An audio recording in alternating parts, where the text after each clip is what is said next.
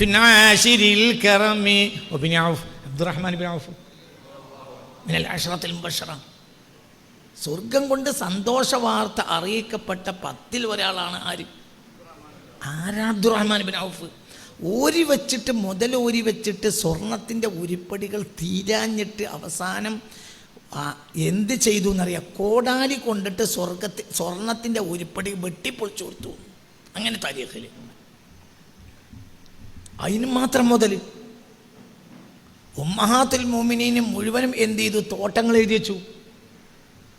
അവകാശികൾക്ക് കൊടുത്തിട്ട് തീരുന്നില്ല. ഉമ്മഹാത്തുൽ മുഅ്മിനീൻ റസൂലുള്ളാഹിന്റെ ഭാര്യമാർക്കൊക്കെ തോട്ടങ്ങൾ എഴുതി വെച്ചു. അബ്ദുറഹ്മാൻ ബിൻ ഔഫിന് സമ്പത്ത്. എന്നിട്ട് സ്വർണത്തിൻ്റെ ഉരുപ്പടി വെട്ടിപ്പൊളിച്ചു. ആരെപ്പറ്റി അപ്പോൾ പറഞ്ഞത്? ആരാണ് ഇയാള്? മിനൽ അശ്റത്തിൽ മുബശ്ശറ. എന്ത് പ്രശ്നമുള്ളത്? മറ്റൊന്ന് ഉസ്മാൻ ബിൻ അഫ്ഫാൻ, മുതലാളി എന്ന് പറഞ്ഞാൽ മുതലാളി. എന്താണ് മുതലാളി? അപ്പം ഈ 2 ആളുകൾ, പ്രധാനപ്പെട്ട 2 ആളുകൾ അശ്റത്തുൽ മുബശ്ശറയിലുണ്ട്. ഒന്ന് ഉസ്മാൻ ബിൻ അഫ്ഫാൻ, ഒന്ന് അബ്ദുറഹ്മാൻ ബിൻ ഔഫ്. അപ്പം മുതൽ കൊണ്ടൊരു മനുഷ്യൻ നാശാവില്ല. മനുഷ്യൻ നാശാകലപ്പെടാൻ റബ്ബ് തൻ്റെ മുന്നിലുണ്ട് എന്ന ബോധം മാഞ്ഞാൽ നാശായി. ആ ബോധമാണ് അടിസ്ഥാനം. റബ്ബിൻ്റെ മുന്നിലുണ്ട്. ഈ സുന്നത്ത് നിസ്കരിച്ചാലും മള്ളി നിസ്കരിച്ചില്ല. സുന്നത്ത് നിസ്കരിച്ചോന് ഈ ബോധം ഉണ്ടായിക്കൊള്ളുന്നില്ല, സുന്നത്ത് നിസ്കരിക്കാത്തവന് ഈ ബോധം ഉണ്ടാവില്ല എന്നും ഇല്ല. നേരത്തെ ജമാഅത്ത് ഞാൻ പറഞ്ഞുകൊണ്ട് നന്നാവില്ല. ഞാൻ ഈ ക്ലാസ്സിൻ്റെ തുടക്കത്തിൽ എവിടെയോ ഒരു 2 ക്ലാസ് മുമ്പ് പറഞ്ഞില്ലേ, ഒരു ക്രിസ്ത്യാനിയായ ഒരു ഡോക്ടർ പറഞ്ഞ സംഭവം ഞങ്ങളോട് പറഞ്ഞല്ലോ. ഒരു ക്രിസ്ത്യാനിയായ ഡോക്ടർ പറഞ്ഞു, എന്ത്, ഞാൻ ക്രിസ്ത്യാനിയായിരുന്നു, പക്ഷേ ഇപ്പോൾ ഞാൻ നിരീശ്വരവാദിയാണ്. എന്തുകൊണ്ട്? എൻ്റെ അയൽവാസി 5 നേരം നിസ്കരിക്കുന്ന മുസ്ലിം ആയതുകൊണ്ട് ഞാൻ നിരീശ്വരവാദിയായി. കാരണം അയാളെപ്പോലെ ഒരു ദ്രോഹിയെ ഞാൻ കണ്ടിട്ടില്ല. അപ്പോൾ മതം മനുഷ്യനെ ദ്രോഹിയാക്കും എന്ന് ഞാൻ മനസ്സിലാക്കി. ഒരു നിലക്കത് സത്യമാണ്. കാരണം എന്താണ്? ഈ നിസ്കാരം നോമ്പോക്കോടുകൂടെ നമ്മളെ സ്വർഗ്ഗം ഉറച്ചു നമ്മൾ മനസ്സിലാക്കുകയാണ്. മനുഷ്യനെ ഉപദ്രവിക്കാൻ ഒരു മടിയില്ല, മനുഷ്യനെ ബുദ്ധിമുട്ടാക്കാൻ ഒരു മടിയില്ല. അത് ചതിയാണ്. 25 കൊല്ലായി ഞാൻ പറഞ്ഞ് എൻ്റെ നാവിൻ്റെ ഈ സൈഡ് തേഞ്ഞു. അതിന് മാത്രമായിട്ടുണ്ട്. നിസ്കാരത്തിൽ വഞ്ചിതരാകുന്നിട്ടോ, അതിനൊന്നും വഞ്ചിതരാകണ്ട. അത് ഇജ് നല്ലോനാണെങ്കിൽ ആക്കം കൂട്ടും, അത്രയേ ഉള്ളൂ. ഇജ് നല്ലോനാണോ നിസ്കാരം നിനക്ക് ആക്കം കൂട്ടും, മേലക്ക് കയറാൻ ഒക്കെ. മുനാഫിയൊക്കെ ഖുർആൻ ഓതുന്നു. മുസ്തഫ നബി പറഞ്ഞില്ലേ, യഖ്റഉൽ ഖുർആന. മുനാഫിയൊക്കെ യഖ്റഉൽ ഖുർആന.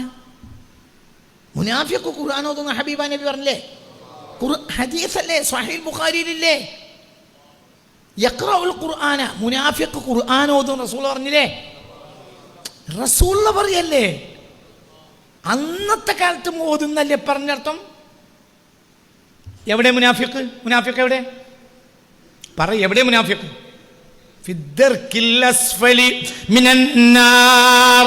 നരകത്തിന്റെ ഏറ്റവും അടിത്തട്ടിൽ. നിങ്ങൾ ഇതിലൊന്നും വഞ്ചിതരാകേണ്ട മനുഷ്യന്മാരെ. ഞാൻ വഞ്ചിതനാവില്ല. ഒരാൾക്ക് നീണ്ട താടി ഉണ്ടായതുകൊണ്ടോ തലയെക്കെട്ട് ഖുർആൻ ഓതണോണ്ടോ അതിനൊന്നും ഞാൻ വഞ്ചിതനാവില്ല. അതൊക്കെ അതൊന്നും നിങ്ങൾ വഞ്ചിതരാകണ്ട. അതൊന്നും പടച്ചോനോൻ്റെ മനസ്സിലുണ്ട് എന്നതിന് തെളിവല്ല.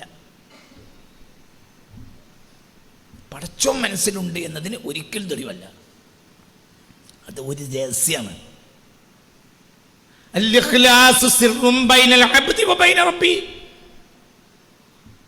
ഇഖ്ലാസ് എന്ന് പറഞ്ഞാൽ മലക്കുകൾക്കറിയില്ല. ഇഖ്ലാസ് മലക്കുകൾ അളക്കൂല. കാരണം അവർക്ക് അതിൻ്റെ മീറ്റർ ഓരോ കയ്യിലില്ല. അതാരെ അളക്കൂ മാത്രം. എന്താ ഞാൻ പറഞ്ഞത്? ഇഖ്ലാസ് ആരളക്കൂല. അതായത് നിസ്കാരം മലക്കൾ എഴുതിച്ചു കൊണ്ടുപോകും. ഇനി അതിലേക്ക് അള്ളാൻ്റെ ഒരു മീറ്റർ കയറ്റണം. ആ മീറ്റർ ആരെ കയ്യിലേ ഉള്ളൂ? അല്ലാ, അതിൽ ആ മീറ്റർ നോക്കിയാൽ മാത്രം ക്ലിയർ ആവും.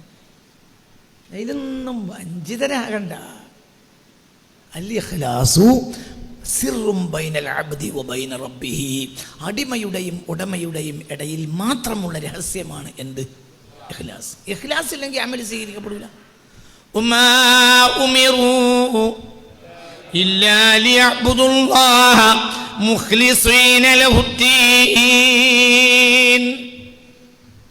വമാ ഉമിറൂ, അവരോട് കൽപ്പിക്കപ്പെട്ടിട്ടേ ഇല്ല, ഇല്ലാ ലിയഅ്ബുദുല്ലാഹ മുഖ്ലിസീൻ, മുഖ്ലിസീങ്ങളായ ഇഖ്ലാസോടുകൂടി ഇബാദത്ത് എടുക്കണമെന്നല്ലാതെ കൽപ്പനല്ല. അപ്പം നിസ്കാരത്തിന് കൽപ്പനല്ല. എന്തിനാ കൽപ്പന?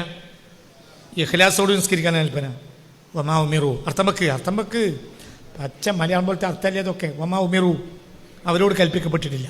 ഇല്ലാ ലിയഅ്ബുദുല്ലാഹ്, അള്ളാഹ്ക്ക് ആരാധിക്കണമെന്ന്, മുഖ്ലിസീന, ഇഖ്ലാസ് ഉള്ളവരായ നിലയിൽ, അല്ലാതെ കൽപ്പനയല്ല. അതായത് രണ്ട് കൽപ്പനയല്ല. നിസ്കാരം വേറെ ഇഖ്ലാസ് വേറെ എന്ന് കൽപ്പനയല്ല. ഇഖ്ലാസോട് കൂടി നിസ്കരിക്കണമെന്നല്ലാതെ ഇതിൻ്റെ പകുതി ഭാഗം മലക്കൾ എഴുതുള്ളൂ, മറ്റവർക്കറിയില്ല. അതവർക്കറിയില്ല. ഇപ്പം നിസ്കരിച്ചു എന്ന് എഴുതും, നീ അതിൻ്റെ പകുതിയാണ് എന്ത്, നീ അമലിൻ്റെ പകുതിയാണ് എന്ത്, ഇഖ്ലാസ്. അത് രഹസ്യമാണ്, അത് അള്ളാഹ്ക്ക് അറിയുള്ളൂ. അൽ ഇഖ്ലാസു സിർറുൻ ബൈനൽ അബ്ദി വബൈന റബ്ബി. ഞാൻ പറഞ്ഞു 25 കൊല്ലം എന്ന് പറയാം, അത് അള്ളാഹ്ക്ക് എൻ്റെ രഹസ്യം അറിയുള്ളൂ. ഒന്ന് സ്വർഗം കിട്ടുമോ? ഇല്ല, കിട്ടിക്കൊള്ളുന്നില്ല. അത് അള്ളാഹ്ക്കറിയും. അള്ളാഹു നമ്മളെ മുഖ്ലിസീങ്ങളിൽ പെടുത്തട്ടെ.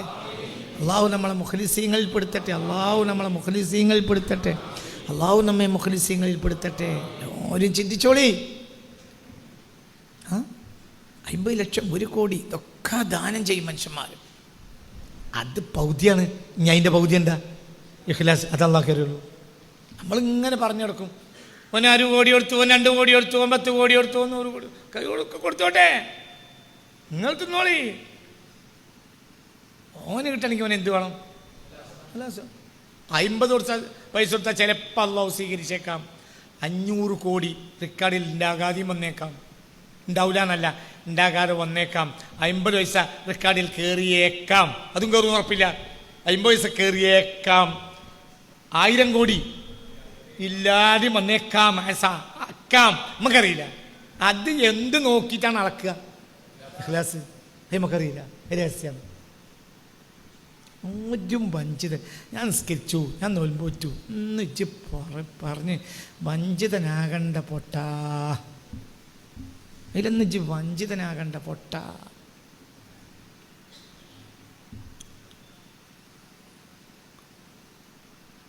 ഞാൻ ഇന്നാലിൻ്റെ സംഘടനയിൽ എൻ്റെ കുട്ടിക്കാലം മുതലേ തുടങ്ങിയ പ്രവർത്തനമാണ്. അപ്പം എൻ്റെ ദുനിയാവ് മാത്രമല്ല, ആഖിറ അള്ളാഹ് രക്ഷപ്പെടുത്തിയിട്ടുണ്ടാവും എന്ന് പറയുന്ന ഒരു മനുഷ്യനെ ഞാൻ 2015 ഒരു സദസ്സിൽ വെച്ച് കണ്ടുമുട്ടി. അത് ഞാൻ മറക്കൂല. മനുഷ്യൻ എത്ര വഞ്ചിതനാണ് എന്ന് ഞാൻ മനസ്സിലാക്കുകയാണ്. ഏതാ സംഘടന, ഏതൊന്നും നിങ്ങൾ ആലോചിക്കണം. ഈ സംഘടനേൻ്റെ പേര് പറഞ്ഞിട്ട് ഇമ്മഞ്ഞരിപ്പിത്തരണ്ടാണ്ട ഒരു ബഹുമാനപ്പെട്ട സംഘടന എന്നുള്ള കുട്ടികളി. ഒരു സദസ്സിൽ ആളുകൾ ഇരിക്കുമ്പോൾ ഒരുത്തം പറയാണ്, അവിടുത്തെ വലിയൊരു തൽമക്കണ്ണൻ, വലിയ ക്ലാസ്സുകാർ, സ്റ്റേജ് കസേരക്കാർ കുത്തിരിക്കുമ്പോൾ പറയാണ് എന്ത്, അവിടുത്തെ വലിയൊരുത്തൻ പറയാണ് എന്ത്, ഞാൻ ഈ സംഘടനൻ്റെ കൊടി കുട്ടിക്കാലത്ത് പിടിച്ചതാണ്, അപ്പം എൻ്റെ ആഹ്റം രക്ഷപ്പെടുത്തിയിട്ടുണ്ടാവും. എന്നെ പോലത്തെ ഒരു വഞ്ചിതനെ ദുനിയാവിലെ അല്ലാഹു നമ്മളെ കാത്തിരക്ഷിക്കട്ടെ. അതിൻ്റെ അർത്ഥം ഒന്നുമല്ല, അതൊന്നും ന്യായമല്ല. അതൊക്കെ ആര് നോക്കും? അല്ലാഹ്. അതൊന്നും നമുക്കറിയില്ല. ഖുൽ അമലൂ ഫസയറല്ലാഹു അമലക്കും വറസൂലുഹു. നിങ്ങൾ പണിയെടുത്തോടി, അല്ലാഹ് കാണും. അതിലേക്ക് അല്ലാഹ് കാണണം. ഖുൽ അമലൂ, ഖുൽ അമലൂ, ഖുൽ അമലൂ, നിങ്ങൾ അമൽ ചെയ്യുവിൻ. ഫസയറല്ലാഹു, പിന്നീട് അല്ലാഹു കാണും. ഇത് അപ്പം കാണൂലേ? അപ്പം തന്നെ കാണും. പിന്നെ പിന്നീട് പറഞ്ഞ അത് പിന്നീട് ആണ് നിങ്ങൾക്ക് മുന്നിൽ വരവെക്കുക. അപ്പം തിരിയും. ഹബാവു മൻസൂറ, വിതറപ്പെട്ട ധൂളിയെ വെളിച്ചെണ്ണറി ചിലത്. ഇത് അള്ളാഹ് അപ്പം കാണൂലേ? ഇവിടെ ഫസ ഫസ സാക്ക് അർത്ഥം പിന്നീട് എന്നാണല്ലോ. ഇപ്പം എന്തായി അർത്ഥം? ഖുൽ അമലൂ, ഖുൽ അമലൂ, അമൽ ചെയ്യുവീൻ ജനങ്ങളെ. ഫസയറല്ലാഹു, അള്ളാഹു പിന്നീട് കാണും. അപ്പം കാണൂലേ? അപ്പം കാണൂലേ? അള്ളാഹു ഈ അമൽ ചെയ്യുമ്പോൾ കാണുമല്ലേ? പിന്നെന്തിനാ പിന്നീട് എന്ന് പറഞ്ഞേ? എടാ പിന്നീടാണെടാ അതിന് വെള്ളിക്കോലി വെക്കല്. അത് അള്ളാഹു എന്താണ് വിചാരിച്ച്? കോടിക്കണക്കിന് ദാനം ചെയ്തുകൊണ്ട് പഠിച്ചു പള്ളി ഉണ്ടാക്കിയതുകൊണ്ട് പഠിച്ചോൻ സ്വീകരിക്കുന്നു. എടാ പള്ളി പൊളിച്ചിടാൻ പറഞ്ഞൊന്നും പഠിച്ചോൻ തന്നെയല്ലേ? പൊളിച്ച് വലിച്ചെടുത്ത് ഞാൻ പറഞ്ഞില്ലേ? പള്ളി അമ്പലം പൊളിക്കാൻ ഒരു ആയത്ത് ഖുർആനിലില്ല, പള്ളി പൊളിക്കാൻ ആയത്ത് ഖുർആനിലുണ്ട്. അതേസമയത്ത് അമ്പലവും ചർച്ചും സംരക്ഷിക്കപ്പെടൽ മുസ്ലിമീങ്ങളെ ബാധ്യതയാണെന്ന് ഖുർആനിലുണ്ട്. അതൊക്കെ ഓരോ ജനങ്ങളുടേതാണ്. അതിനെ തകർക്കാനോ പൊട്ടിക്കാനോ പാടില്ല, ഖുർആനിലുണ്ട്. നിങ്ങളായി നിന്നാൽ ആരും ഒരു ആരാധനാലയത്തിൽ തൊട്ടുപോകില്ല. അത് ശിർക്കിൻ്റെ ആരാധനാലയമാണെങ്കിൽ പോലും അതെല്ലാം ഓരോ ജനത ബഹുമാനിക്കുന്നതായതുകൊണ്ട് അവർ കാര്യങ്ങൾ മനസ്സിലാക്കാത്ത ജനങ്ങളാണ്. അതായി നിങ്ങൾ പൊളിച്ചു കളയരുതെന്നും അത് പൊളിക്കുന്നവരിൽ നിന്ന് അതിനെ സംരക്ഷിക്കണം എന്നൊക്കെ അതിൻ്റെ ഒക്കെ വ്യാഖ്യാനം ഖുർആനിൽ കിട്ടും. ഒരു അമ്പലം പൊളിക്കണം എന്നായത്ത് ഖുർആനിലില്ല. അതേസമയത്ത് എന്തുണ്ട്? പള്ളി പൊളിച്ചു എന്നുണ്ട്, പൊളിക്കണം എന്നുണ്ട്. والذين اتخذوا مسجدا ضرارا وكفرا وتفريقا بين المؤمنين وإرصادا لمن حارب الله ورسوله لا تقم فيه أبدا.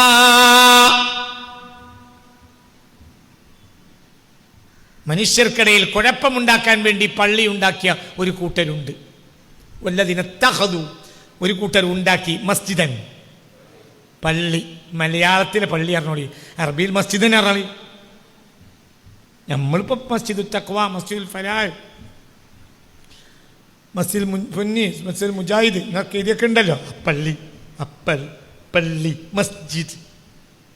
എന്നിട്ട് പറഞ്ഞേ ലാ തഖും ഫീ അബദാ, നബിയേ ഒരു കാലത്തും ആ പള്ളിയിൽ അങ്ങ് ചവിട്ടരുത്.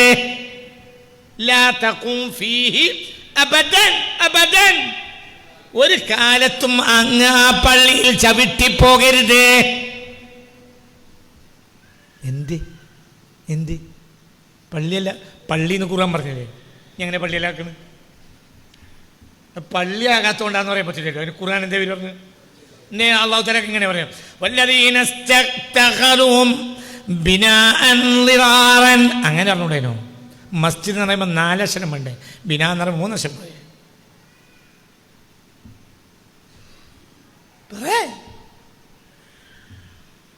ബാ നൂന് ഹംസ് ബിനാ, പിന്നെ ദീർഘാക്ഷരാണ്. 2 ഫത്തഹിൻ്റെ ഖദറാണ്. ചിന്തിച്ചു നോക്ക്, മദ് മാറ്റിച്ച 2 ഹറക്കത്തിൻ്റെ ഖദറുകൾ. ബിനാ മസ്ജിദോ കനപ്പെട്ട 4 അക്ഷരമുണ്ട്. കുത്തുബുജദിൻ്റെ 2 അക്ഷരയിലുണ്ട്. മസ്ജിദ് കുത്തുബുജദിൻ്റെ അക്ഷരമാണ് ജീം.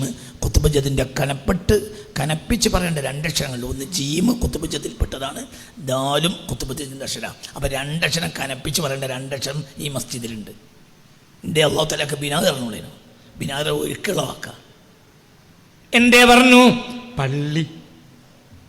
വന്നതിനത്തഹദു ബിനാ അല്ല. അപ്പം പള്ളിയായിട്ടുണ്ട്, പക്ഷെ അത് പൊളിക്കണം. പള്ളി തന്നെ, പക്ഷെ പൊളിക്കണം. അമ്പലം പൊളിക്കണം എന്നായത്ത് ഖുർആനിലില്ല. എന്തേ? മനസ്സിലായോ? പറഞ്ഞു. ഏതെങ്കിലും ഒരു സമുദായത്തിൻ്റെ മേക്കെട്ട് കയറുന്നവരല്ല മുസ്ലിമീങ്ങൾ, അല്ല. ചിന്തിക്ക്, മുസ്ലിമീങ്ങൾ എന്നാൽ ആരാണ്? മുസ്ലിമീങ്ങൾ അള്ളാഹുവിനെ ആരാധിക്കുന്നവർ. അതിൻ്റെ അപ്പുറത്തൊരു ആരാധന അവർ ചെയ്യില്ല. അതേസമയത്ത് അതിനപ്പുറത്ത് ആരാധിക്കുന്ന ആളുകളെ കൊല്ലാൻ നടക്കും, അതൊന്നുമില്ല. അവർക്ക് കാര്യങ്ങൾ പറഞ്ഞ് മനസ്സിലാക്കി കൊടുക്കും, അത്രയേ ഉള്ളൂ. അള്ളാഹു നമുക്ക് ബോധം തരട്ടെ. ഇവിടെ തിരിച്ചു വരി, ഇഖ്ലാസ്. അപ്പോൾ ഒരു മനുഷ്യന് വലിയ കോടാനക്കോടി സമ്പത്തുണ്ടായി ദാനം കൊടുത്തു, കിട്ടിക്കൊള്ളുന്നില്ല. അള്ളാഹു നമ്മളെ മുഅ്മിനീങ്ങളിൽ പെടുത്തട്ടെ. അപ്പോൾ ഇവിടെ വിഷയം എന്ന് പറഞ്ഞാൽ വലിമൻ ഖാഫ മഖാമ റബ്ബി, റബ്ബിൻ്റെ മുന്നിൽ, എൻ്റെ മുന്നിൽ റബ്ബുണ്ട് എന്ന ബോർഡ്. അത് ചിലപ്പോൾ മുതലാളിക്ക് ഉണ്ടാവും, ചിലപ്പോഴോ കോടാനക്കോടിയുടെ മുതലാളിക്ക് അതുണ്ടാകാം, ഇല്ലാതിരിക്കാം. ചിലപ്പോൾ തൊഴിലാളിക്ക് അത് ഉണ്ടാകാം, ഇല്ലാതിരിക്കാം. ഞങ്ങളോട് ഒരു തൊഴിലാളിയെ പറ്റി പറഞ്ഞിട്ടുണ്ട്. പണിക്ക് വിളിച്ചാൽ പണിയാണ്, കൂലിപ്പണിയാണ്, മരണം വരെ. ഇപ്പോഴും കൂലിപ്പണിയാണ്, ഇപ്പോഴും കൂലിപ്പണി എടുക്കുന്ന ഒരു തൊഴിലാളിയെ എനിക്കറിയാം. ഒരു വാഴക്ക് മണ്ണിടാനോ പൂളക്കൊമ്പ് കുത്താനോ ചേമ്പിന് മണ്ണിടാനോ അങ്ങനെയുള്ള പണികൾക്കാണ് വിളിക്കുമ്പോൾ പറയും, ബാങ്ക് കൊടുത്താൽ ഞാൻ പള്ളിയിൽ പോകും, അതിനാണെങ്കിൽ വിളിച്ചാൽ മതി. എല്ലാവരും കയറുമ്പോൾ ഞാൻ കയറും ചെയ്യും. പിന്നെ അതിൻ്റെ പേര് വർത്താനം പറയരുത്. കൂടുതൽ നേരം നോക്കൂല. പക്ഷെ ബാങ്ക് കൊടുത്ത പള്ളിയിൽ പോകും. എല്ലാവരും 4 കയറുകയാണെങ്കിൽ ഞാൻ 4 കയറും. കയറുന്ന സമയത്ത് കൂലി കൊടുത്താൽ 50 റുപ്യ മടക്കി കൊടുക്കും. അത് ഞാൻ ഓരോ കൂട്ടത്തിൽ ഒരു 100ൻ്റെയും അസറിൻ്റെയും നേരത്ത് കൊത്തിയിട്ടില്ല. അപ്പോൾ അതിന് 50 റുപ്യ എനിക്ക് മടക്കി തരും. അല്ല അത് വേണ്ട, വേണ്ട, അങ്ങനെ വേണ്ട, അതിൻ്റെ കൂലി ചേരണ്ട, മറ്റോനാ തരും. അങ്ങനത്തെ ഒരാൾ എനിക്കറിയാം. മനസ്സിലായില്ലേ? ചിന്തിക്ക്. കൂലിപ്പണിക്കാരനാണ്, കൂലിപ്പണിക്കാരനാണ്. കൂലിപ്പണിക്കാരനാണെന്ന് മോശമാവില്ല, കൂലിപ്പണിക്കാരനായത് നന്നാവില്ല. മനസ്സിലായി? കൂളിമാടുന്ന് ദാറുൽ ഖുർആനിലേക്ക് ഓട്ടോറിക്ഷ വിളിച്ചു. ഇവിടെ വന്നിറങ്ങി. എത്ര ചോദിച്ചു? 100 റുപ്യ ഇറങ്ങും. അതിമ്മ വെക്കാൻ കൂടിയാൽ പിന്നെ 4 ആൾ പിന്നെ ഓനെപ്പോഴത്തൊരു വരും. കൊടുക്കൽ നിർബന്ധമാണ്. ഇത് അള്ളാൻ്റെ മുന്നിൽ ചോദ്യം ചെയ്യും. അബോധമില്ല. നാട്ടുകാരെ പൈസ ഉണ്ടായതുകൊണ്ട് നമ്മൾ മുതലാളിയാവില്ല. ആരെ പൈസ കിട്ടണം? അള്ളാൻ്റെ പൈസ കിട്ടിയ മുതലാളിയാവും. ഞാൻ ഉദാഹരണം പറഞ്ഞാണ്. ഇതൊക്കെ സർവ്വസാധാരണയാണ്.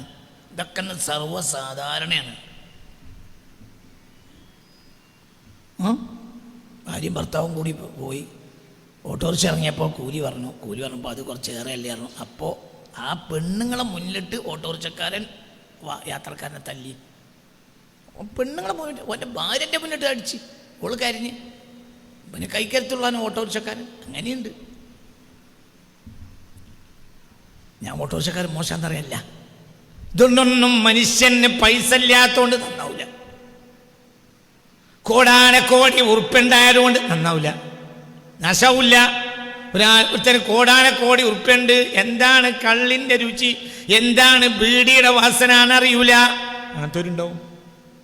ഒരുത്തൻ്റെ കയ്യിൽ 10 പൈസ ഇല്ല, ഉള്ളോൻ്റെ പുറത്ത് കയറും, എന്നിട്ട് എല്ലാ ദിവസവും കള്ളുടിക്കും. അങ്ങനത്തെ ഒരുണ്ട്. ഇതില്ലേ പറ? ഏതെങ്കിലും ഒരുത്തൻ്റെ മേലക്കട കയറും. എടാ ഇന്ന് നമുക്കൊരു ക്വാർട്ടർ, എടാ ഇന്ന് നമുക്കൊന്ന് പോവുക. നട്ടപ്പാതിരക്കോനും ഇങ്ങനെ 1 മണി 2 മണി കാലിൽ ആമൽ ഫൈറ്റ് വന്ന് പെരി കിടക്കും. എന്നിട്ട് രാവിലെ 8 മണിക്ക് എണീക്കും. പണിക്ക് പോകണം. അതിൻ്റെ മുമ്പ് ആലോചിക്കും ഇനിയിപ്പോൾ ഇന്നാരെ കിട്ടുക. അങ്ങനത്തെ ഉണ്ടാവും. ഓൻ്റെ പൈസ ഇല്ല, ആരാൻ്റെ പൈസ കൊണ്ട് കള്ളിടിച്ചോ ദിവസങ്ങൾ ഉണ്ടാവും. കോടാനക്കോടി ഉണ്ടായിട്ടും ഇക്കാലം വരെ കള്ളിൻ്റെ രുചി എന്താണെന്നറിയാത്ത 10,000 നമ്മളെ നാട്ടിലുണ്ട്. ഉണ്ടോ ഇല്ലേ? ഉണ്ട്. ഒക്കെ വ്യത്യാസങ്ങളുണ്ട്. ചിന്തിക്ക്. മനസ്സിലാവണല്ലേ? ചിന്തിക്ക്. ആരാൻ്റെ ഒരു പെണ്ണിൻ്റെ മുഖത്തേക്ക് നോക്കാത്തവരുണ്ടാവും. നേരം വിളിത്താൽ ബസ് സ്റ്റോപ്പ് പോയി കുത്തിരിക്കും. അവിടെ കയറുന്ന പെണ്ണുങ്ങളെ മുഴുവനും കയ്യും കാലും കാണാനും. അങ്ങനത്തെ ഒരു ഉണ്ടാവും. ഒന്ന് ചെല്ലുമ്പോൾ പോകുമ്പോൾ 500 സ്വലാത്തില്ലും, മടങ്ങുമ്പോൾ 500 സ്വലാത്തില്ലും, 1000 സ്വലാത്ത് അങ്ങനെ പൂർത്തിയാക്കും. ബോധമല്ല. എന്തേ? പഠിച്ച മുന്നില്ല. സ്വലാത്ത് നടക്കും.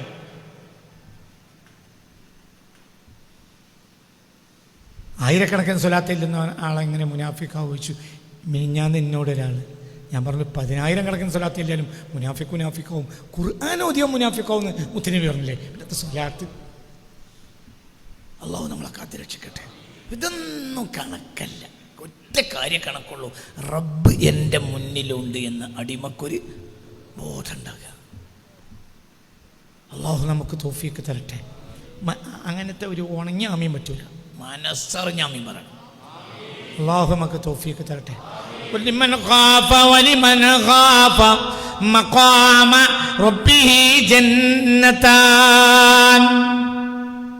ഞാൻ ആ വിഷയത്തിൽ വീണ്ടും ചില പഠനങ്ങളിലേക്ക് ഇറങ്ങാം. ദീർഘമായൊരു പഠനമാണ്. അങ്ങനെ നീളും ആ പഠനം. 313 തുടങ്ങിയ പഠനമാണ് ഇറങ്ങിയ. ഞാൻ ഈ ഒരു ഏരിയ നിങ്ങൾക്ക് കാണിച്ചു തരാം. ഭയങ്കര ചിന്തിക്കേണ്ട ഒരു ഏരിയ. ദുഹാനിൽ നിന്നാണ് ഞാൻ ഓതുന്നത്. ദുഹാൻ എല്ലാ രാത്രി ഓതുന്നവരും ഈ കൂട്ടത്തിലുണ്ടല്ലോ. ഒരു പഠനം തുടങ്ങുക, പിന്നെ അതിനെ തുടർന്ന് ഞാൻ അങ്ങനെ പോവും. അള്ളാഹു തആല തൗഫീഖ് തരട്ടെ. أعوذ بالله من الشيطان الرجيم. بسم الله الرحمن الرحيم. كم تركوا من جنات وعيون وزروع ومقام كريم ونعمة كانوا فيها فاكهين كذلك وأورثناها قوما آخرين فما بكت عليهم السماء والأرض وما كانوا منظرين حسبي ربي جل الله على النبي صلى الله عليه حسبي ربي جل الله على النبي صلى الله الله الله الله الله الله الله الله الله الله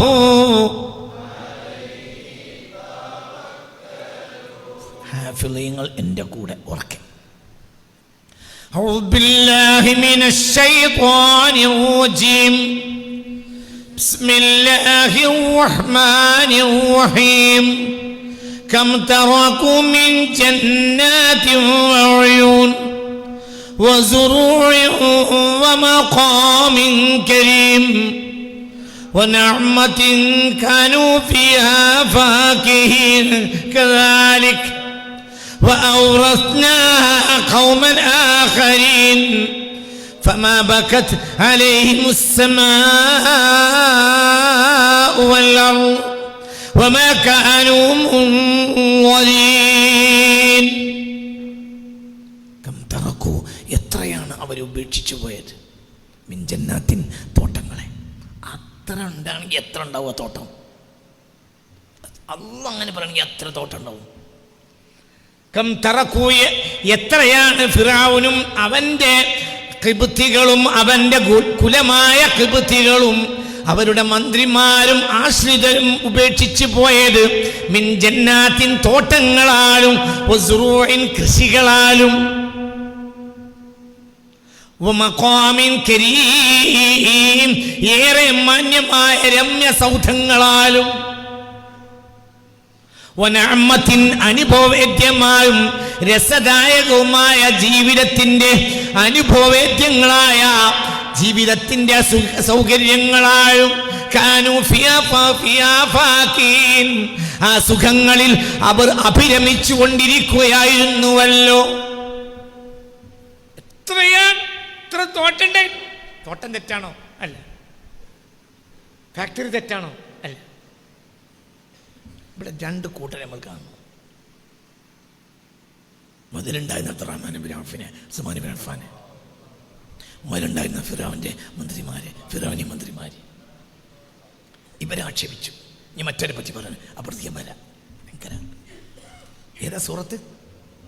ബുഖാൻ 25 മുതൽ 29 കൂടി ആയത്തുകൾ. കം തറക്കൂ ആരും ഇരുന്നുറങ്ങരുത്, തന്നെ ശ്രദ്ധിക്കണം. തെന്നത്ത് അങ്ങോട്ട് കയറണം. പിന്നെ സിഹറിനൊന്നും ചാൻസ് ഉണ്ടാവില്ല.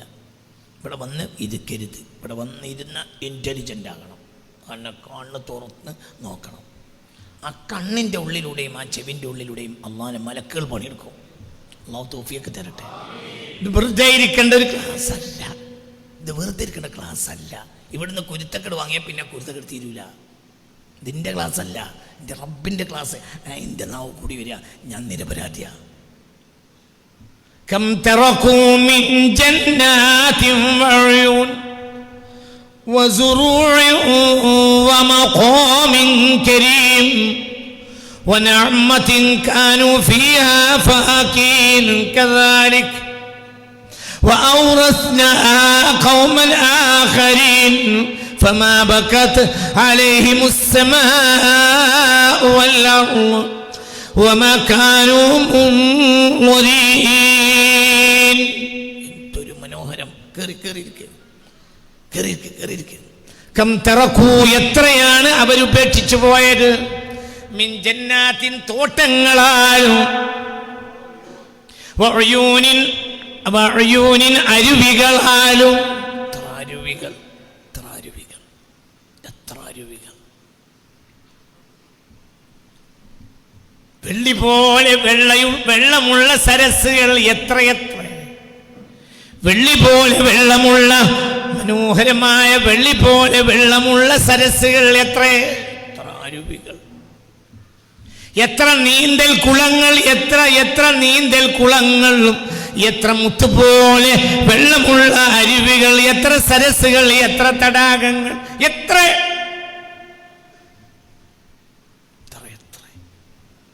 മിൻ ജന്നാത്തിൻ, എത്ര എത്ര തോട്ടങ്ങൾ, എത്ര തോട്ടങ്ങൾ. ലോകത്തെ ഏറ്റവും വിളവുള്ള തോട്ടങ്ങൾ ഈജിപ്തിലാണ്. ഈജിപ്തിലാണ് ഈ സംഭവം. ഫറോവ ജീവിച്ചത് ഈജിപ്തിലാണ്. ലോകത്ത് അങ്ങനെയാണ്. ലോകത്തെ ഏറ്റവും കൂടുതൽ വിളവുണ്ടാവുന്നത് ഈജിപ്തിലാണ്. കാരണം ഈജിപ്തിൽ നിന്നൊരു പ്രത്യേക നാട്, 1550 കിലോമീറ്റർ നൈൽ നദി ഒഴുകും. നൈലെന്ന് പറഞ്ഞാൽ അനുഗ്രഹത്തിൻ്റെ ഒരു പ്രതീസയാണ്. 90% ഭൂമിയും ഈജിപ്തിൽ, 90% ഭൂമിയും ഈജിപ്തിൽ മരുഭൂമിയാണ്. ലോകത്തെ 2 മരുഭൂമിയും ഈജിപ്തിലാണ്. ലോകത്തെ ഏറ്റവും വലിയ മരുഭൂമി ഈജിപ്തിൽ നിന്ന് തുടങ്ങും. അതേതാ? സഹാറ. ഏഷ്യയിലെ ഏറ്റവും വലിയ മരുഭൂമിയാണ് സീനായ്. സീനായ് മൊത്തം ഈജിപ്തിലാണ്. സീനായ് മൊത്തം ഈജിപ്തിലാണ്. ഇവിടെ നിന്ന് നേരെ മെഡിറ്ററേനിയൻ സമുദ്രം വരെ നീണ്ടു കിടക്കുന്ന ഒരു മരുഭൂമിയുണ്ട്. അത് തുടങ്ങുന്നത് ഈജിപ്തിലാണ്. ഈജിപ്തിലെ ജീസയിൽ തുടങ്ങും മരുഭൂമി, ഇങ്ങോട്ട് ഒഴുകും. പിന്നെ ഒരുപാട് ലോകത്തെ ഏറ്റവും വലിയ മരുഭൂമി സഹാറ തുടങ്ങുന്നത് ഈജിപ്തിൽ നിന്നാണ്. സീനായ് മുഴുവനും ഏഷ്യയിലെ ഏറ്റവും വലിയ മരുഭൂമി, ലോകത്തെ ഏറ്റവും വലിയ മരുഭൂമി, രണ്ടും എവിടെയാണ്? ഈജിപ്തിലാണ്. പക്ഷേ ലോകത്തിന് മുഴുവനും തീറ്റാനും അതിനപ്പുറവും ധാന്യങ്ങളുള്ള നാടും ഈജിപ്താണ്. ഏറ്റവും നല്ല ധാന്യം ഈജിപ്താണ്. ഏറ്റവും നല്ല കോട്ടൺ ഇന്ത്യയുടേതല്ല, വേൾഡ് മാർക്കറ്റിൽ ലോകത്തെ ഏറ്റവും വലിയ കോട്ടൺ ഈജിപ്തിൻ്റെതാണ്. ഈജിപ്തിന്റെ വരുമാനം 10-ൽ താഴെ ശതമാനമുള്ള ഈ ഭൂമിയിൽ നിന്നാണ്. ആ ഭൂമിയോ അത് ഫലഭൂയിഷ്ടമാണ്. കം തറക്കൂ, കം തറക്കൂ, കം തറക്കൂ. ഞാൻ ഈജിപ്തിൽ പോയാൽ ഇടയ്ക്കിടെ കെയ്റോയിൽ നിന്ന് അലക്സാണ്ട്രിയയിലേക്ക് യാത്ര ചെയ്യും. ഏകദേശം 300 കിലോമീറ്ററിനടുത്ത്. അന്ന് ഉറങ്ങൂല, പകല രാവിലെ അങ്ങോട്ട് പോയിട്ട് വൈകുന്നേരം അങ്ങോട്ട് വരും. എന്തിനാ പോകുന്നത്? ദാനിയേൽ നബിയെ സിയാറത്ത് ചെയ്യാൻ. ഇവിടുന്ന് നമ്മളെല്ലാ ആഴ്ചയും ദാനിയേൽ നബി ഫാത്തി ഓതുന്നുണ്ട്. അവർക്കൊരു ഭയങ്കര ഇഷ്ടമുള്ള ഒരു നബിയാണ്. എല്ലാ നബിയും ഇഷ്ടമാണ്, പക്ഷെ ദാനിയേൽ നബിയാണ് വലിയൊരാളാണ്, ഒരു വലിയ ആളാണ്. എന്തൊരു ഫാത്തി ഓതി പറഞ്ഞാലും അതവിടെ സാധിക്കും. എൻ്റെ ജീവിതം അങ്ങനെയാണ്. മഹാനായ ദാനിയേൽ അലൈഹിസ്സലാം അള്ളാഹുവിനെയും അവിടെ ദാനിയേൽ സ്ട്രീറ്റിൽ മസ്ജിദ് ദാനിയേലിൻ്റെ ഉള്ളിലാണ് അവരുടെ ഖബർ. ദാനിയേൽ നബിയുടെ ഖബർ കണ്ടവർക്ക് കൈപ്പൊക്കാം. 1, 2, 3 മനസ്സിലാവില്ല. ഞാൻ അവരെ കാണാൻ വേണ്ടിയിട്ട് അങ്ങനെ പോകും. അപ്പം കാണുമ്പോഴുള്ള അതിന് പ്രത്യേകത എന്താ? ഈ 300 കിലോമീറ്റർ കണ്ടാലും മതി വരൂല. എന്തുകൊണ്ട്? അതിമനോഹരമായ തോട്ടങ്ങൾ, ഓറഞ്ച് തോട്ടം, ആപ്പിൾ തോട്ടം, ഓറഞ്ച് ഞാൻ പറഞ്ഞില്ലേ എന്തൊക്കെയാണ്. ഓറഞ്ചിന് എത്ര വിധ, എന്തൊക്കെ സൈസ് ഓറഞ്ചുകൾ, എത്ര സൈസ് മുസമ്പി, എന്തൊക്കെയാണ്. അതിങ്ങനെ 2 സൈഡിൽ ഇങ്ങനെ വിളഞ്ഞു നിൽക്കും. ചിലപ്പോൾ വണ്ടി നിറച്ചിങ്ങനെ കൊണ്ടുപോകും. നമ്മളെ മുന്നിലൂടെ വണ്ടി ഇങ്ങനെ നിറച്ചു പോവും. അത് ഈജിപ്തിൻ്റെതാണ്. അത് വല്ലാത്തതാണ്, വല്ലാത്തൊരു അത്ഭുതമാണ്. അപ്പൊ കണ്ടാലും മതിവരാത്ത തോട്ടങ്ങൾ ഇന്നും. കം തറക്കൂ, ഈ ധനാഢ്യർ എത്രയാണ് ഉപേക്ഷിച്ചു പോയത്. മിൻ ജന്നാത്തിൻ, തോട്ടങ്ങളാലും, വഅയൂനിൻ, അരുവികളാലും. വെട്ടിയും വെള്ളം അന്യത്ര വെള്ളം എവിടെ? പിന്നെയോ വസ്റൂഇൻ,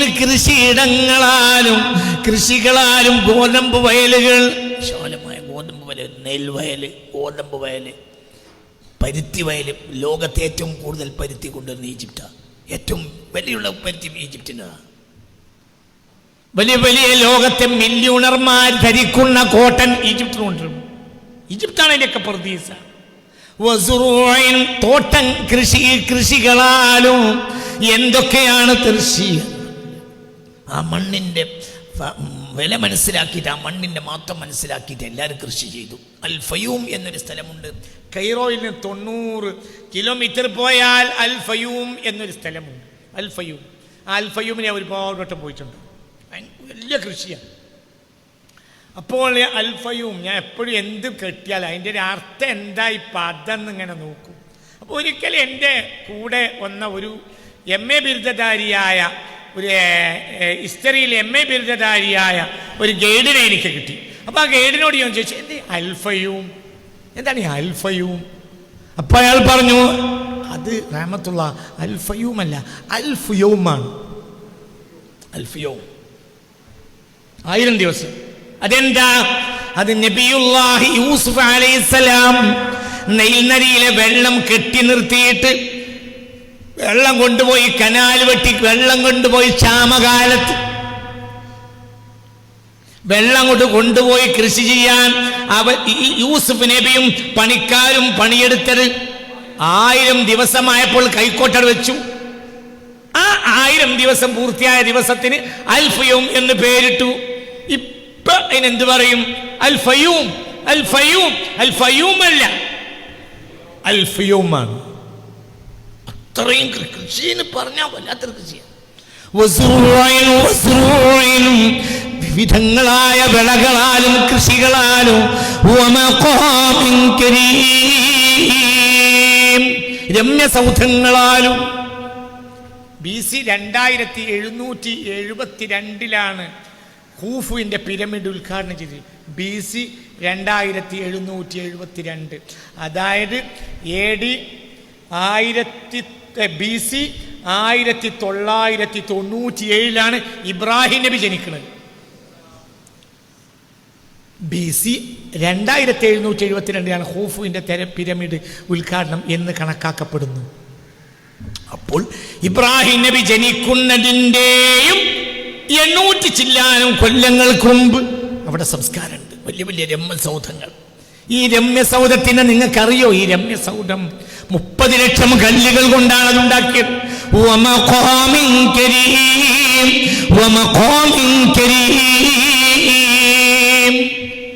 30 ലക്ഷം കല്ല്. ഏറ്റവും ചെറിയ കല്ല് 2 ടണ്ണ്. ചീള് വെച്ച കല്ല്. കല്ലിൻ്റെ ഇടയിൽ കല്ലുണ്ടല്ലേ, നമ്മൾ എന്താ പറയുക, മതിൽ കെട്ടുമ്പോൾ എന്ത് ചെയ്യും? ചീള് വെച്ച കല്ല് 2 ടണ്ണ്. സാധാരണ കല്ല് 8 ടണ്ണ്. വലിയ കല്ലുകൾ 15 ടണ്ണ്. അങ്ങനെ എത്ര? 30 ലക്ഷം കല്ല് ഉണ്ടാക്കിയിരിക്കുക. അങ്ങനെയാ, ചിന്തിക്കാൻ കഴിയില്ല. ഇന്ന് അതിനെ എടുത്ത് നല്ല സ്ക്വയർ മീറ്റർ ആക്കിയിട്ട് കല്ലാക്കി കൊണ്ടുവന്നാൽ ഭൂമിയുടെ 2/3 ഭാഗത്തെയും വലയം ചെയ്യാൻ ആ കല്ല് മതിയാകുമെന്ന് പിൽക്കാലഘട്ടത്തിൽ ശാസ്ത്രലോകം കണ്ടെത്തിയിട്ടുണ്ട്. എന്താ പറഞ്ഞത്? അതിന് വെട്ടി സ്ക്വയറാക്കിയതിന് ശേഷം ഇങ്ങനെ അടുക്കി വെക്കുകയാണെങ്കിൽ ഭൂമിയുടെ 2/3 ഭാഗത്തെയും വലയം ചെയ്യാൻ ആ കല്ല് മാത്രം മതിയോ? ചിന്തിക്ക്.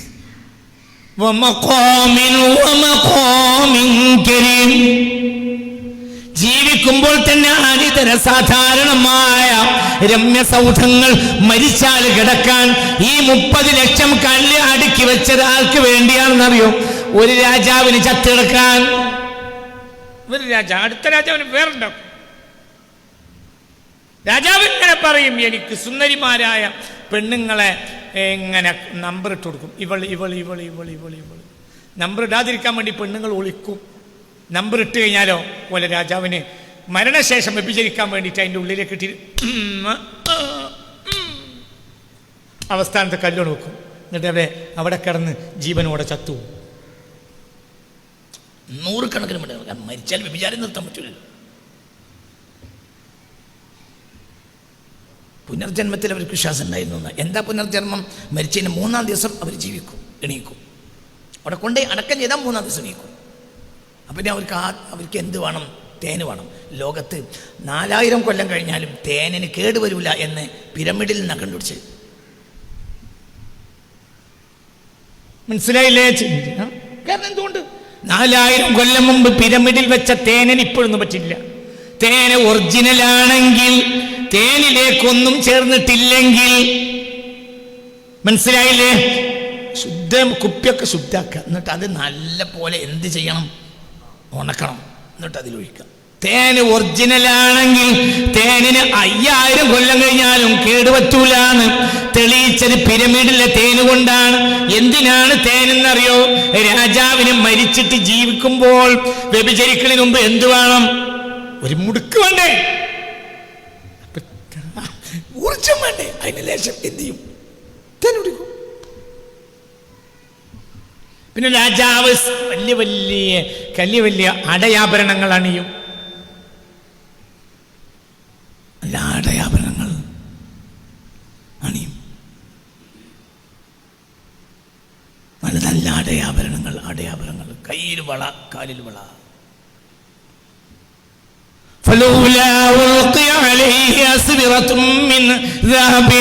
ഫിർഔന്റെ വാക്ക് ഖുർആൻ ഉദ്ധരിച്ചതാണ്. മൂസ ദർബാറിൽ അലൈഹിസ്സലാം കയറി വന്നപ്പോൾ പറഞ്ഞു, അന ഖൈറുൻ, ഞാനോ യോഗ്യൻ അതോ ഇവനോ?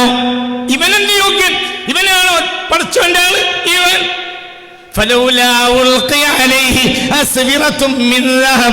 ഇവൻ യോഗ്യനാണെങ്കിൽ ഇവൻ എന്റെ സ്വർണവളയില്ലാഞ്ഞു. അവന്റെ മേൽ, അവന്റെ കയ്യിൽ ഇടപെടാത്തത് എന്തുകൊണ്ട്? അസ്വിറത്തുൻ, വളകള്. സിവാറിന്റെ ഏറ്റവും സൂപ്പർലേറ്റീവ് ജമ്മാണിത്. സിവാർ, അസാവിർ, അസ്വിറത്ത്, മിൻ ദഹബിൻ, സ്വർണത്താലുള്ള വളകൾ അണിയാത്തതെന്ത്? ഇവൻ ദർബാറിൽ ഇങ്ങനെ കയറി വരാൻ ഇവൻ എന്ത് യോഗ്യൻ? ഇവനെന്ത് പടച്ചോന്റെ ആള്? പടച്ചോന്റെ ആളാണെങ്കിൽ എന്ത് വേണം? സ്വർണത്തിന് വള വേണ്ടേ? പടച്ചോന്റെ ആള് ഞാനല്ലേ? എന്തുകൊണ്ട്? എന്റെ കയ്യിൽ നോക്കി കണ്ടു. അപ്പോൾ എന്ത് ചെയ്യും? കിട്ടാവുന്നത്രയും സ്വർണത്തിന്റെ വളകളും ആടയാഭരണങ്ങളും കൊണ്ടേ കയറ്റും. എന്തിൻ്റെ മേൽ? ശവകുടീരത്തിൻ്റെ ഉള്ളിൽ കേൾക്കും. പിൽക്കാലത്ത് യൂറോപ്പ് ഇത് കട്ടുകൊണ്ടുപോയി. യൂറോപ്പിന് മനസ്സിലായി, മിഡിൽ ഏജസിന് ശേഷം യൂറോപ്പിന് ഏറ്റവും മുതൽ കിട്ടിയത് പിരമിഡിൽ നിന്നാണ്. വലിയൊരു ചരിത്രമാണ്. പിരമിഡിൽ നിന്ന് യൂറോപ്പിന് കിട്ടിയ കോടാനക്കോടി കിലോ സമ്പത്ത് എവിടെ? അത്രയും പിരമിഡ് ഉണ്ടായിരുന്നു. കോടാനക്കോടി ഡോളർ വിലയുള്ള സ്വർണം കൊണ്ടുപോയി.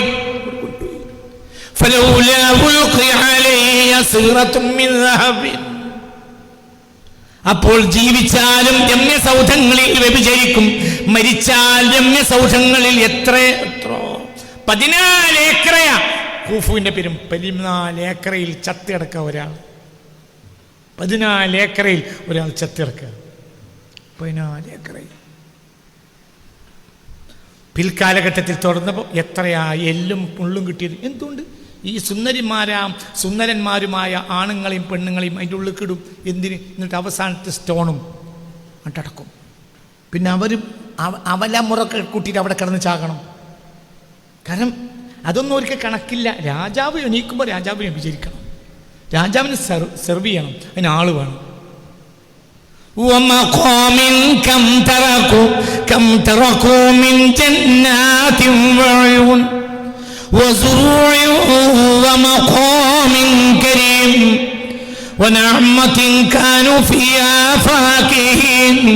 അവർ അനുഭവിച്ചുകൊണ്ടിരിക്കാനു ഈ രമ്യസൗധങ്ങളിലും ഈ ജീവിതത്തിന്റെ അനുഭവവേദ്യമായ അവസരങ്ങളിലും വസ്തുക്കളിലും അവർ അഭിരമിച്ചു കൊണ്ടിരിക്കുകയായിരുന്നുവല്ലോ. ഫഖീഹീൻ ഫഖീഹീൻ ഫഖീഹീൻ ഫഖീഹീൻ ഫഖീഹീൻ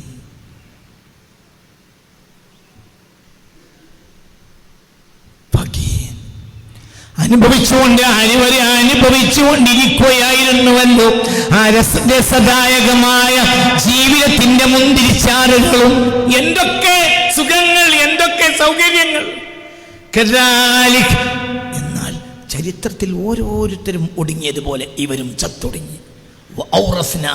അങ്ങനെ തന്നെ ഞാൻ അതെടുത്തു കൊടുത്തു ഖൗമൻ ആഖരീൻ, മറ്റൊരു ജനതക്ക്. ഈ ധനാഢ്യന്മാർ ചത്തപ്പോൾ ആകാശം കരഞ്ഞില്ല, വൽ അർളു, ഭൂമിയും കരഞ്ഞില്ല. യാ അല്ലാഹ്,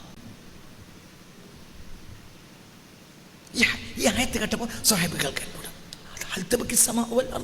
ആകാശം ഭൂമി കരയോ? അപ്പോൾ ചില ആളുകൾ ചത്താൽ ആകാശം ഭൂമിയും കരയില്ല, ചില ആളുകൾ മരിച്ചാൽ ആകാശം ഭൂമിയും കരയും. എന്തേ? വലിമൻ ഖാഫ മഖാമ റബ്ബി. ബാക്കി അടുത്ത ക്ലാസ് പറയും. പഠിക്കണം, തല കൊടുത്ത് ചിന്തിക്കണം, ആരും വിളയണ്ട. ഇത് അല്ലാഹുവിന്റെ ഭൂമിയാണ്. ഇന്നൽ അർള ലില്ലാഹി യൂരിസുഹാ മൻ യശാഉ മിൻ ഇബാദിഹി വൽ ആഖിബതു ലിൽ മുത്തഖീൻ. ഇന്നൽ അർള ലില്ലാഹി, ഭൂമി അള്ളാഹിന്റെ മുതലാണ്. ഒരാൾ പറയും, ഞാൻ ഒരു 15 കൊല്ലം മുമ്പ് കണ്ട ഒരു വാർത്താണ്. ഒരാൾ പറയാണ് ഹാദാ അർളി, ഈ 10 സെന്റിൻ്റെതാണ്, ഈ 10 ഏക്കറിൻ്റെതാണെന്ന് പറഞ്ഞാൽ തിൽക്കൽ ബുക്കാത്തു, ആ കഷ്ണം ഭൂമി, ആ 10 ഏക്കർ, ആ 10 സെന്റ് ചിരിക്കുമത്രേ. കമ്മിൻ ഖായിലിൻ അലയ്യ യാ ഗബി, എടാ പടുവിട്ടി, എത്ര ആളുകൾ എന്നെ നോക്കി ഇത് പറഞ്ഞത്.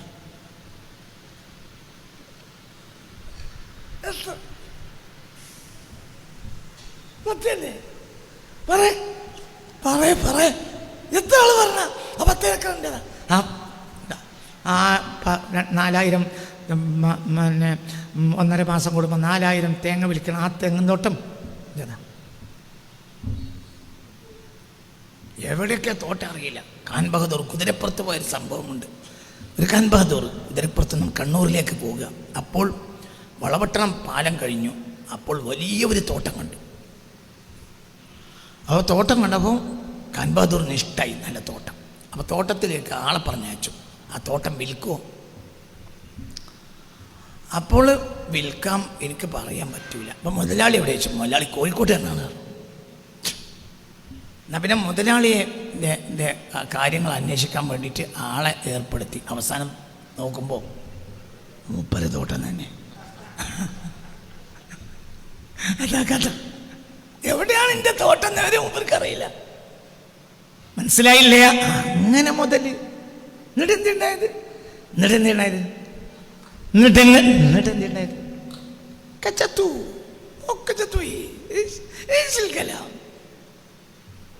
അവിടൊന്നും കാര്യം. സമർത്ഥനായ സീസറും പ്രസിദ്ധനായ ഹോമറും സമത്വമറ്റ സോളമൻ തുടങ്ങിയുള്ള വിജ്ഞരും. സമർത്ഥനായ സീസറും പ്രസിദ്ധനായ ഹോമറും സമത്വമറ്റ സോളമൻ തുടങ്ങിയുള്ള വിജ്ഞരും എരിഞ്ഞടങ്ങി കാലചക്ര വിഭ്രമത്തിലെങ്കിലേ നിനക്ക് പിന്നെ എന്തു ശങ്ക, മാറ്റമൊന്നുമില്ലതിൽ. അതാണ് കാലം. അങ്ങനെയാണ്. സമർത്ഥനായ സീസറും പ്രസിദ്ധനായ ഹോമറും സമത്വമറ്റ സോളമൻ തുടങ്ങിയുള്ള. ഈജിപ്ത് ആക്രമിച്ചത് എന്തിനാ? സീസർ ക്ലിയോപാട്രയെ കല്യാണം കഴിക്കാൻ. ക്ലിയോപാട്രയെ കല്യാണം കഴിക്കാൻ വേണ്ടി ലക്ഷക്കണക്കായ ഈജിപ്തിനെ കൊന്നു സീസർ. സീസർ ഏറ്റവും വലിയ ലക്ഷ്യം ഈജിപ്റ്റ് കീഴടക്കണം. ഈജിപ്റ്റ് കീഴടക്കി അതേ രാത്രി എനിക്ക് ക്ലിയോപാട്രയെ കിട്ടണമെന്ന് ആഗ്രഹം ഉണ്ടായിരുന്നു ജൂലിയസ് സീസറിന്.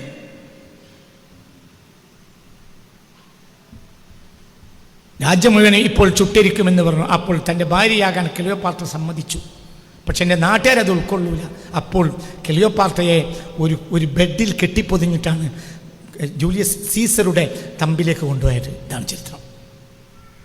ലക്ഷക്കണക്കിന് ആളുകളെ കൊന്നു. അവരെന്നെയാണ് അലക്സാണ്ടർ ലൈബ്രറി കത്തിച്ചത്. എന്തിന്? ക്ലിയോപാട്രയെ കല്യാണം കഴിക്കണം. ക്ലിയോപാട്ര നെയ്ലിൻ്റെ പുത്രിയാ. ഈ ക്ലിയോപാട്ര ആത്മഹത്യ ചെയ്ത് ചത്തു. അങ്ങനെ ചരിത്രം. മനസ്സിലായില്ലേ? കം തറക്കൂ. സീസർ, ആ സീസർ പിന്നെ ബ്രൂട്ടസ് കൊന്നു. പിന്നെ മാർക്ക് ആന്റണി അതിനെതിരെ പ്രസംഗിച്ചു.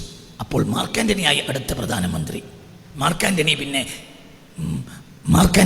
പിന്നീട് ക്ലിയോപാട്രയെ കിട്ടി. ക്ലിയോപാട്ര തനിക്ക് മഹർ തരണം എന്ന് പറഞ്ഞു, വിവാഹ സമ്മാനം. അപ്പൊ എന്താ വേണ്ടെന്ന് വെച്ചു, നിങ്ങൾ നശിപ്പിച്ച ഞങ്ങളുടെ ലൈബ്രറി തിരിച്ചുണ്ടാക്കി തരണം. 5 ലക്ഷം താളിയോലകൾ ഉണ്ടായിരുന്നു അത്ര അക്കാലത്ത്. 5 ലക്ഷം താളിയോലകൾ ഉണ്ടായിരുന്നു, താളിയോല ഗ്രന്ഥച്ചുരുളുകൾ ഉണ്ടായിരുന്നു അക്കാലത്ത് അലക്സാണ്ട്രിയ ലൈബ്രറിയിൽ. അങ്ങനെ ലോകരാജ്യങ്ങളിലേക്ക് മുഴുവനും ആളുകളെ അയച്ചു. മാർക്ക് ആന്റണി 2 ലക്ഷം പുസ്തകങ്ങൾ കിട്ടി. അതാണ് മഹറായി കൊടുത്തത്. ആർക്ക്? ക്ലിയോപാട്ര. ഇതാണ് ചരിത്രം. ഇതൊക്കെയാണ് ചരിത്രം. ഇതൊക്കെ ചരിത്രമാണ്. കം തറക്കൂ മിൻ ജന്നാതിൻ വഉയൂൻ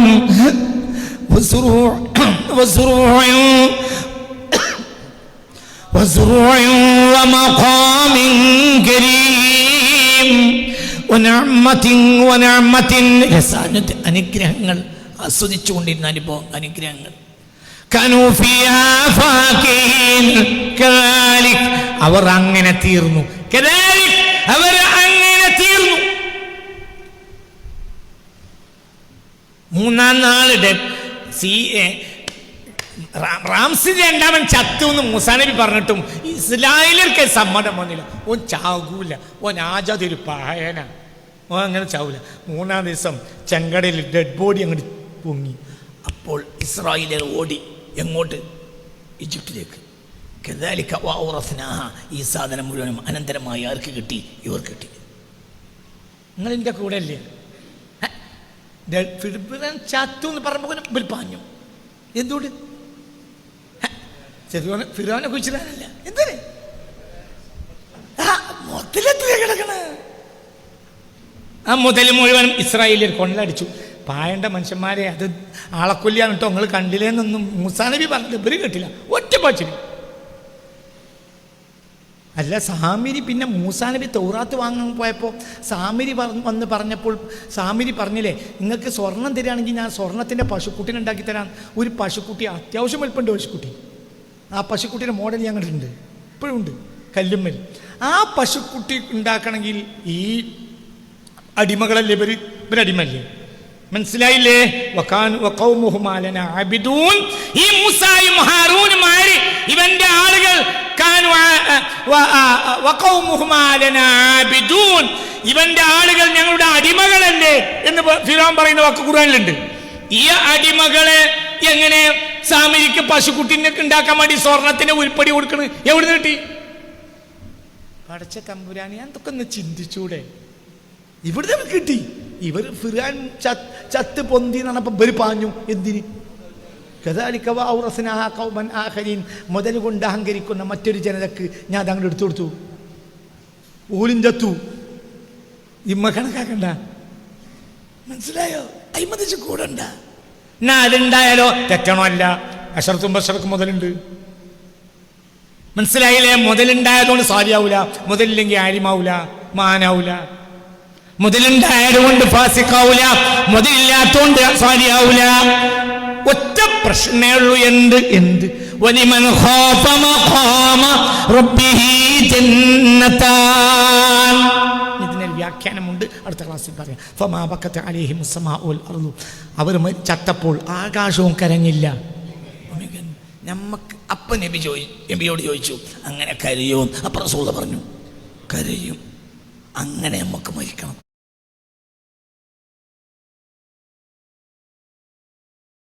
അതിനാണ് ഈ ക്ലാസ്. അല്ലാഹു തൗഫീഖ് തരണമേ, തൗഫീഖ് തരണമേ റബ്ബേ, തൗഫീഖ് തരണമേ റബ്ബേ, തൗഫീഖ് തരണമേ റബ്ബേ, തൗഫീഖ് തരണമേ റബ്ബേ, തൗഫീഖ് തരണമേ റബ്ബേ, തൗഫീഖ് തരണമേ റബ്ബേ, തൗഫീഖ് തരണമേ റബ്ബേ, തൗഫീഖ്.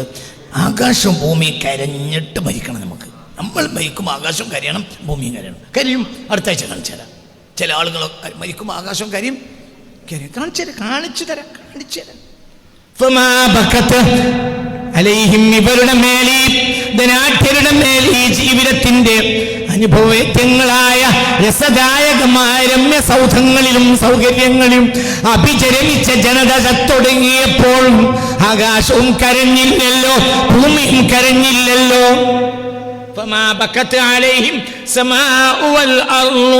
ആകാശവും അവരുടെ മേൽ കരഞ്ഞിട്ടില്ല, ഭൂമിയും അവരുടെ മേൽ കരഞ്ഞിട്ടില്ല.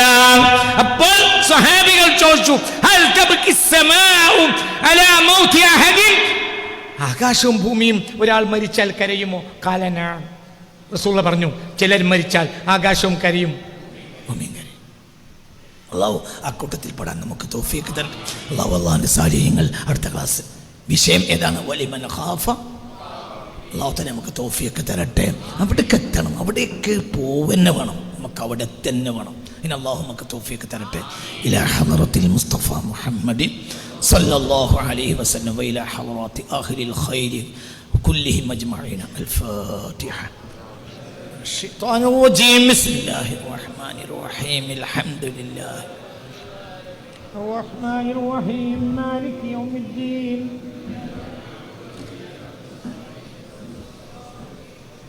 صراط الذين أنعمت عليهم غير المغضوب